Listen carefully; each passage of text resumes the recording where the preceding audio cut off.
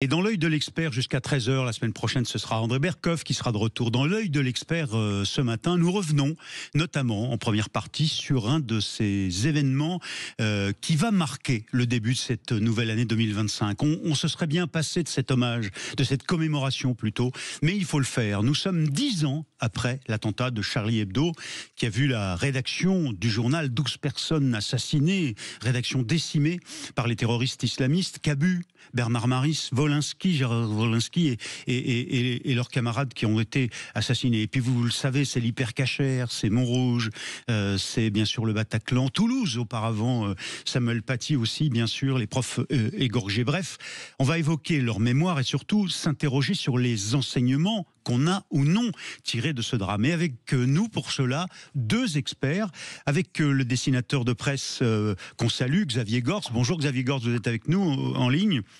Oui, Vous êtes Xavier, l'auteur de ces petits pingouins qu'on retrouve dans le Point après les avoir suivis longtemps dans le Monde, et qui sont ces petits pingouins des auteurs de formules un peu assassines, un peu ironiques, très en effet très humoristiques. Et puis Florence Bergeaud-Blacker, vous êtes avec nous. Bonjour Madame Bergeaud-Blacker. Vous êtes là, Florence? Oui, bonjour monsieur, je vous entends. Vous êtes anthropologue, on vous connaît comme chercheuse au CNRS, présidente du CERIF. Vous êtes la grande spécialiste de l'organisation des frères musulmans que vous étudiez, que vous suivez depuis des années. Vous avez publié Le frérisme et ses réseaux aux éditions Odile Jacob. Alors, on va parler bien sûr de la façon dont on aujourd'hui réduit ou non, auto-censure notre liberté d'expression, voire de blasphémer. Mais l'actualité, c'est l'attentat commis il y a quelques heures en Louisiane, et on dit Daesh à nouveau, l'État islamiste, l'islamisme radical a frappé une nouvelle fois. Est-ce que vous pouvez dire, vous considérez qu'aujourd'hui, vous qui surveillez de très près, Florence Bergeaud-Blacker, ces groupes radicaux et qui nous menacent, que aujourd'hui l'État islamique et Daesh ont repris du poil de la bête?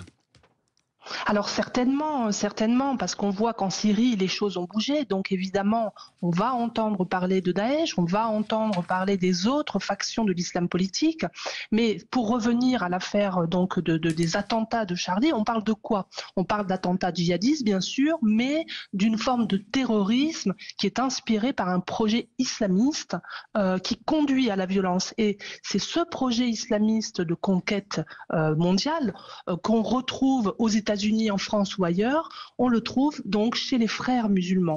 Et c'est cette organisation d'origine égyptienne qui s'est répandue, qui a répandu son idéologie, que j'appelle frérisme, depuis un siècle maintenant sur tous les continents, et notamment en Europe. Et c'est cette idéologie-là qui a frappé Charlie Hebdo, et non pas les quelques frères Kouachi qui sont endoctrinés par cette idéologie. Et si donc nous voulons aujourd'hui combattre cette violence, il nous faut combattre cette idéologie, son projet, sa stratégie. Mais Florence Bergeaud-Blacker, j'entends déjà les critiques qui vont dire mais enfin, c'était il y a 10 ans, c'est normal de commémorer, mais en même temps, vous en faites trop, vous faites peur, la menace n'est plus si grande. Qu'est-ce qu'il en est, à vos yeux, aujourd'hui, de l'état de la menace, notamment pour nous en Europe, ici et en France en particulier?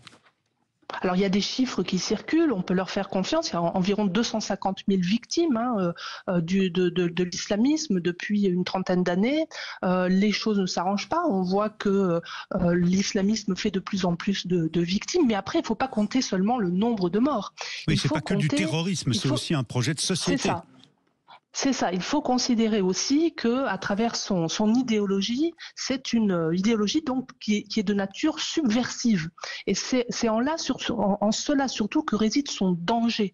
Alors que ce soit par l'endoctrinement bien sûr, et surtout par ses capacités en fait à détruire les antidotes que on peut lui retourner.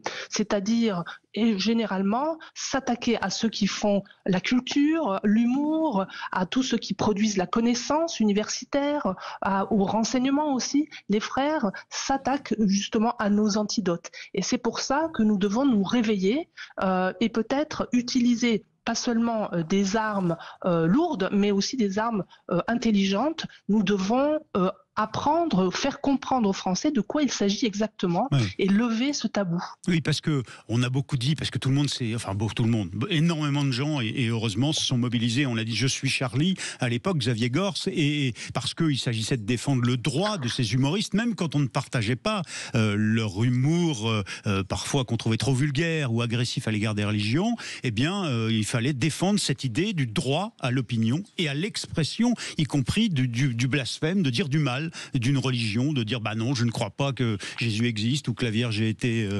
vierge, par exemple, je ne crois pas à cette virginité. Et puis Mahomet, c'est pas le représentant de Dieu. Bon, le fait de l'avoir écrit ou dessiné, ça a amené à l'assassinat de nos confrères.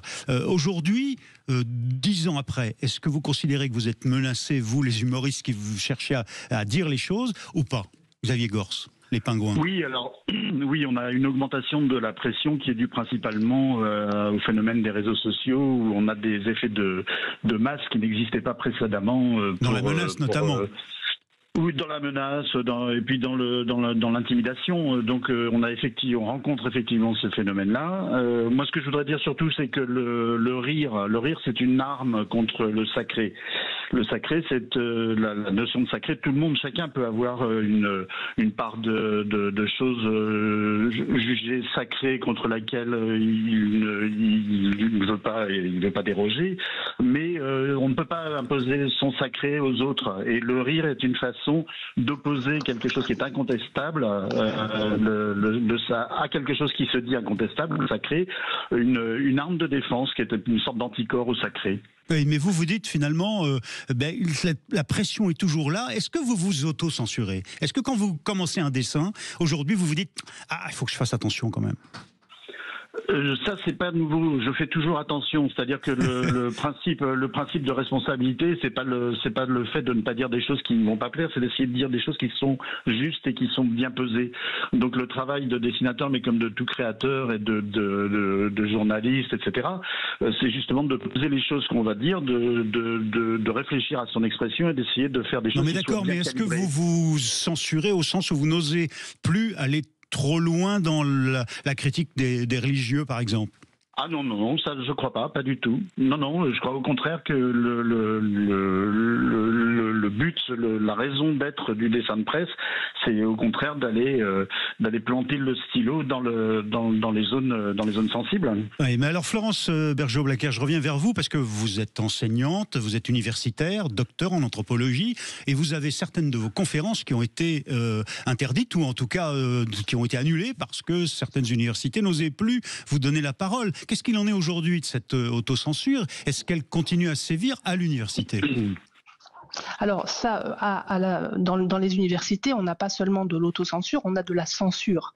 Oui. Donc là, c'est particulier. Par contre, c'est vrai que dans les écoles, on voit que les professeurs sont majoritaires à s'auto-censurer. Il y a des enseignements qu'ils font à moitié pour ne pas recevoir des menaces critiques physiques. C'est éventuellement des menaces. Oui. Donc ils se sentent en insécurité. Moi, mon travail, et c'est la raison pour laquelle je ne m'auto-censure pas, puisque je travaille sur les frères musulmans. Donc j'essaie de mettre en lumière comment ils agissent, parce que il faut que les citoyens, puisque les élus ne peuvent pas faire grand-chose ou ne veulent pas faire grand-chose, comprennent en fait comment ils agissent. Et c'est ça qui va nous permettre en fait de sortir de ce problème, c'est comprendre comment ils agissent, parce qu'ils arrivent toujours très doucement. Alors donnez-nous des exemples de ce contre quoi on doit être vigilant, en quelque sorte.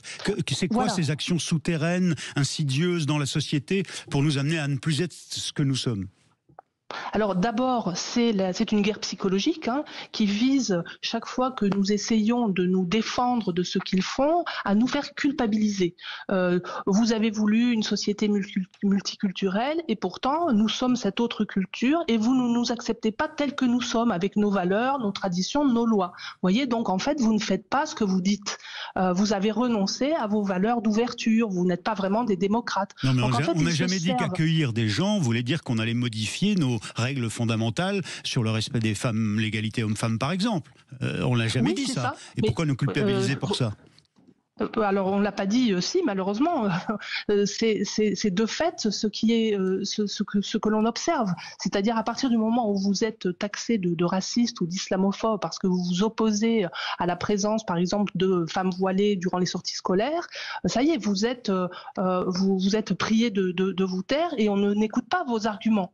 Donc, il y a ce qu'on n'a pas voulu, mais il y a ce qu'on est obligé de faire parce que sinon, on peut recevoir alors pas seulement des insultes, mais ça peut vous poser des problèmes dans votre travail, votre voisinage, vos amis, etc. Donc c'est un risque réputationnel, comme on dit précisément. Mais vous, par exemple, ce discours extrêmement culpabilisateur, il fonctionne. Et c'est notre rôle, de chercheurs et en général de tous ceux qui s'occupent de ce problème de l'influence frériste, de déculpabiliser les individus afin qu'ils puissent mieux se défendre, avoir l'esprit clair pour pouvoir argumenter. Parce que la première attaque est d'abord psychologique avant d'être physique. Et vous-même, vous me disiez, il y a de la censure dans l'université. Vous avez publié Le Frérisme et ses réseaux chez Odile Jacob qui cartonne, parce que finalement, même vos adversaires veulent le lire pour essayer de comprendre ce qui se passe. On vous interdit de venir expliquer ou de participer à des débats aujourd'hui dans l'université? Ou qui? De quoi vous nous parlez quand vous parlez de censure? Vous savez, ça ne se passe pas comme ça, mais de fait, on ne m'invite plus dans les milieux universitaires. Je ne reçois pas d'invitation, donc je n'y vais pas. Ça se passe comme ça. Oui, vous faites peur. Et quand on m'invite, au dernier moment, finalement, il n'y a plus de salle, finalement, il y avait des examens, etc. Donc, c'est comme ça que ça se passe. La censure, elle n'est évidemment pas directe. Oui. Xavier Gorce, on se souvient qu'il y avait une polémique et vous avez décidé de quitter Le Monde parce que sur un de vos dessins, Le Monde avait fini par présenter ses excuses, le journal Le Monde, ses excuses sur un doute. Vous pouvez peut-être nous rappeler cette histoire et là, on est dans une autocensure qui n'est pas directement liée à l'islamisme, mais c'est une sorte de vice ou de virus qui nous contamine. Oui, alors c'est comme vient de le dire Florence Bergeaud-Blaclair, il y a une pression psychologique qui est faite, ce qu'on appelait autrefois le terrorisme intellectuel, qui est une façon pareille, c'est une forme de terrorisme parce que ça fonctionne sur le registre de la peur. Et le problème, c'est quand il y a les décisionnaires, que ce soit des directions d'écoles, de fac, d'entreprises de presse, de salles de spectacle, etc., pour pas prendre de risques, pour pas mettre en jeu que ce soit leur réputation, leur vente pour les aspects peut-être les plus vénaux, préfèrent faire marche arrière et ne pas soutenir une expression et donc se coucher d'une certaine façon face à la menace. Et effectivement, comme il a été dit, c'est quelque chose qui est efficace parce que malheureusement la lâcheté est un moteur pour le terrorisme. Oui. Florence Bergeaud-Blaclair, juste un dernier mot à propos du procès Samuel Paty. Les avocats, notamment de ceux qui ont été condamnés, alors que les juges ont considéré que finalement ils avaient établi les conditions de la commission d'une infraction terroriste, et notamment évidemment de ce qui est arrivé au professeur Samuel Paty, aujourd'hui crient à l'injustice et remettent en cause la décision du tribunal. Alors ça ira sans doute en appel. Qu'est-ce que ça appelle pour vous comme réflexion ? Bon, là, on est dans le cadre d'un procès. Il est évident que ceux qui ont perdu la partie, vont vouloir aller en appel. C'est de bonne guerre, si je puis dire. Mais ce qui se passe dans le procès, c'est une chose. Et la réflexion à laquelle ça doit nous conduire, ce qui s'est passé, doit être beaucoup plus large que ça. Et on doit inviter, je dirais, que ce soit les élus locaux, etc., à des réflexions sur ça. Le procès, ça suffit pas. Maintenant, il va falloir qu'on réfléchisse beaucoup plus largement. Oui. Dans les endroits où ça se passe, c'est-à-dire dans les écoles, dans les hôpitaux, dans les prisons. Il faut qu'on ait une réflexion beaucoup plus globale sur la menace intelligente, c'est-à-dire la guerre psychologique. La guerre, puisqu'on parle de djihad, mais djihad, ça veut dire guerre. Très concrètement, Florence Bergeaud-Blaclair, par exemple, dans la société, qu'est-ce qu'il faut surveiller aujourd'hui, sur quoi faut-il être vigilant, qui seraient des signaux de cette pénétration insidieuse, de cette volonté de nous déstabiliser ? Alors, pour être très bref, tous les discours sur l'islamophobie sont suspects à mes yeux. puisque l'islamophobie est un dispositif élaboré par les frères musulmans dès les années 80-90 pour empêcher toute réflexion justement sur ce phénomène. Donc, alors l'islamophobie, l'antiracisme, toutes ces mouvances-là, néocoloniales ou décolonialistes, sont suspectes à mes yeux de véhiculer cette idéologie. Eh bien, en tout cas, sur Sud Radio, on vous réinvitera. Florence Bergeaud-Blacker, anthropologue, chercheuse au CNRS et auteur du frérisme et de ses réseaux aux éditions Odile Jacob. Et bien sûr, Xavier Gorce, qu'on retrouve notamment dans Le Point. On vous réinvitera aussi, Xavier. Merci à vous deux d'avoir été et bonne année 2025, malgré ces hommages un peu difficiles. À bientôt sur Sud Radio. On reste avec l'œil de l'expert. Et bien, écoutez, je vais tout simplement vous proposer du caviar, pas moins, pour finir cette séquence avant que vous retrouviez la semaine prochaine André Berkoff et Valérie Expert. Dernière séquence de l'œil de l'expert ce matin avant 13h. Je voulais conclure cette semaine avec vous, que j'ai passé à vous accompagner pendant les fêtes sur cette séquence en vous offrant eh bien, un produit de luxe. Et quel luxe! En vous offrant du caviar. Et vous allez voir que c'est très concret. Alors bien sûr, on est à la radio, malheureusement je ne peux pas vous proposer à tous et à toutes du caviar, mais c'est du caviar produit par des Français. C'est une aventure, une success story, un succès industriel d'une entreprise qui a été inventée par trois fondateurs ingénieurs au départ. Ils se connaissent quand ils font leurs études à Paris, en école d'ingénieurs. Delphine Dabzi qui est avec nous. Bonjour, vous êtes une des cofondatrices de ce Rova Caviar, cette marque dont vous allez nous parler. Bonjour Delphine. Bonjour Thierry Guerrier. Vous êtes avec donc un certain Christophe et puis Alexandre. Vous avez tous les trois fait vos études, monté une entreprise à Madagascar de textile, notamment pour les grands du luxe en France. Et puis un jour, alors vous allez nous dire qu'est-ce qui se passe dans la tête de l'un d'entre vous. Vous n'êtes pas du tout pisciculteur et vous vous dites on va élever là-bas, puisqu'on travaille à Madagascar, dans cette région, dans cette île qui est à l'est, sud-est de l'Afrique, on va élever des esturgeons, ces magnifiques poissons, et puis on va faire du caviar en gros à la malgache et à la française. Et aujourd'hui, disons les choses tout de suite, c'est un carton, ça fonctionne très bien puisque vos œufs de caviar sont sur les tables du Crillon et de plusieurs grands chefs français. Comment est venue cette idée folle, Delphine Dabzi, tout d'un coup, alors que vous n'y connaissiez rien, d'imaginer produire du caviar? Alors, c'est mon mari Christophe qui a regardé un reportage télévisé sur le caviar d'Aquitaine. Eh oui, et qui est un des caviars français. Exactement. Et il s'est dit, bah, tiens, c'est une idée assez sympa. On est tous les trois gastronomes, on aime relever les défis. Pourquoi pas le faire à Madagascar? Et alors pourquoi? Parce que vous y étiez, mais parce qu'il se trouve qu'à Madagascar, il y a des conditions spécifiques climatiques et pour l'eau qui vous permettent d'être à la fois des producteurs, en 6 tonnes par an, vous produisez à peu près 10 tonnes par an. Et puis, alors que le concurrent chinois, c'est 250 à 400 tonnes par an, 400 tonnes, ouais, je crois. Oui. Donc voilà, on est dans une autre dimension. Oui. Et pourtant, là, il y a des conditions qui vous permettent d'être à la fois productif, de très grande qualité, et en respectant la transition écologique, l'écologie, la nature. Expliquez-nous. Exactement. Alors Madagascar, c'est un pays exceptionnel, tant par son climat que finalement son terroir. Et contre toute attente, puisque les experts avaient donné ce projet complètement perdant. Tout le monde vous avait déconseillé d'y aller. À tout le monde avait dit c'est un projet fou, n'y allez pas, ça ne marchera pas.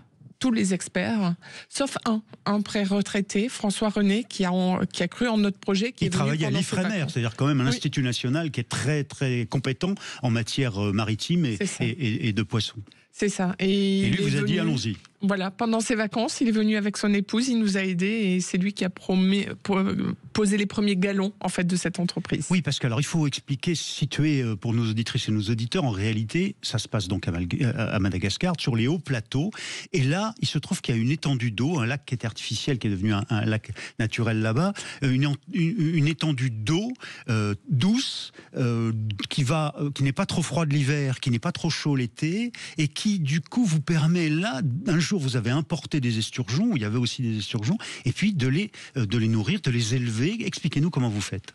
Oui, alors en fait, contre toute attente, donc on s'est rendu compte que le climat était exceptionnel. Donc au départ, ça a été quand même assez compliqué d'importer les œufs fécondés de Russie.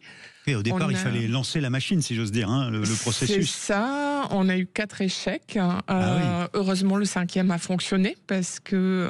Ils étaient au bord d'arrêter. Oui, voilà, c'est ça. On s'est dit, s'ils avaient tous raison, finalement, mais non, ils avaient tort. Et donc, le projet a bien fonctionné et les esturgeons se sont parfaitement adaptés à Madagascar, où ils grandissent, en fait, finalement, plus rapidement qu'ailleurs, plus rapidement qu'en hémisphère nord. Et alors, je ne suis pas un expert du caviar, j'en mange très rarement, je trouve que c'est évidemment très cher, mais j'ai découvert en préparant cette interview qu'il y avait au moins 6 catégories, enfin 6 races d'esturgeons, du beluga très connu, jusqu'à d'autres dont je n'ai pas retenu les noms, qui viennent, et dont des très anciens, qui viennent donc plutôt des mers froides d'habitude. Oui, c'est ça en fait. Je crois qu'il existe 23 espèces d'esturgeons. Alors nous, exceptionnellement, nous en avons 6 en élevage, ce qui est incroyable pour un élevage, puisque normalement on en élève 2, maximum 3. Ah oui.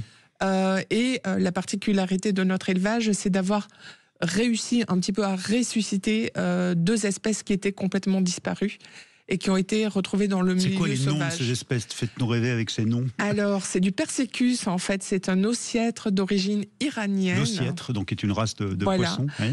Et en fait, Persicus, oui.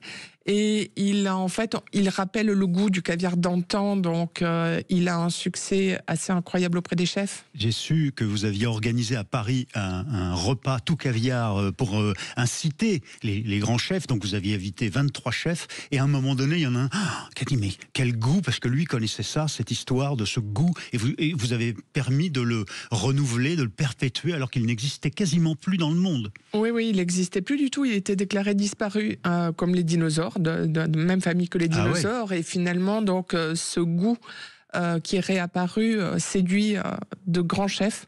Et nous avons même eu 2 kilos de caviar Chipova suprême, donc une espèce disparue que plus personne ne connaît à aujourd'hui, et qui nous a donné aussi 2 kilos de caviar blanc. Alors, il y a ces caviars d'exception qui sont jusqu'à 15 000 € le kilo, j'ai vu. Bon, ça, c'est de la folie. J'y goûterai jamais non plus. Mais vous essayez de créer aussi, de produire du caviar, peut-être pas grand public, mais tout de même avec un meilleur rapport qualité-prix pour que d'autres finissent aussi par goûter ces produits, des gens plus modestes. Oui, tout à fait. Chacun d'entre nous, si j'ose dire. Exactement. En fait, nous avons une 2e marque qui s'appelle Krasnodar Caviar, et qui permet de goûter ce caviar, qui est évidemment produit dans les mêmes conditions d'élevage, mais avec un prix moins élevé que Rova Caviar. Et vous parlez avec vos concurrents français de la Gironde, qui ont pris ce risque aussi un jour et qui ont fait une très belle réussite? On ne se parle pas beaucoup parce qu'on est assez éloignés. Oui, puis c'est Madagascar et Bordeaux, c'est pas du tout le même. On n'a pas intérêt à être concurrents puisqu'on est tous des producteurs de caviar et chacun a ses forces. Voilà. Après, nous, on essaye de mener notre affaire de manière un peu différente avec. Oui, parce que votre idée, c'est que, évidemment, tout le monde court après l'impact carbone de son activité, de son industrie. Et vous vous êtes dit, on va produire la nourriture de nos poissons sur place, là encore, parce que la terre malgache est très riche.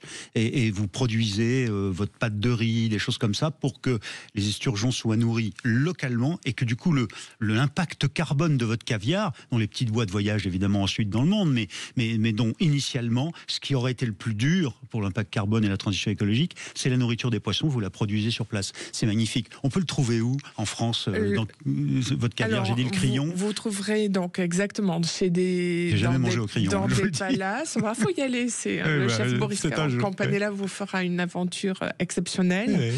On est également à l'hôtel du Palais de Biarritz. Oui, le grand palace français, Biarritz, bien sûr. Magnifique hôtel, un des plus beaux de France. Le chef Christophe Scheller qui sublime le caviar à merveille. On est également au Maybourne Riviera de Marocco, le Greco, au-dessus de Monaco. Et au Cheval Blanc des Seychelles, pour les palaces.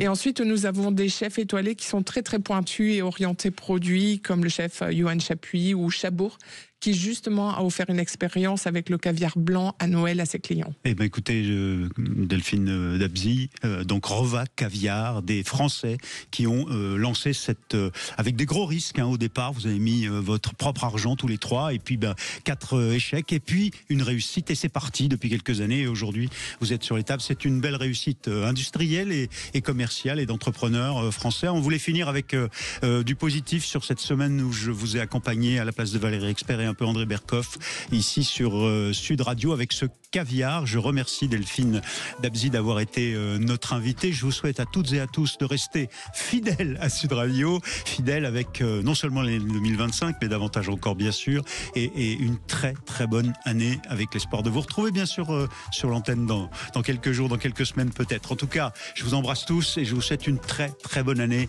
avec nous sur Sud Radio.